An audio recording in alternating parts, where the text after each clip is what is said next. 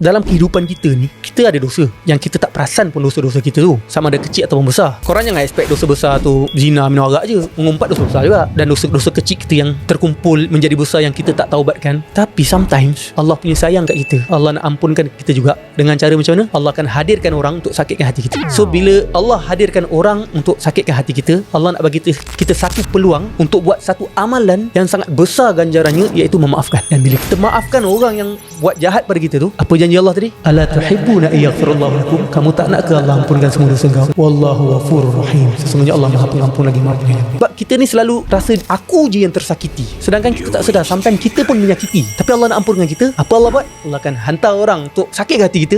Sekiranya ada perkara tersebut terjadi dalam hidup korang semua, which is korang tersakiti dengan manusia, first kali korang kena letak mindset, Allah tengah offer aku, Allah nak ampunkan dosa aku. So ini offer daripada Tuhan, takkan tak nak ambil offer tu.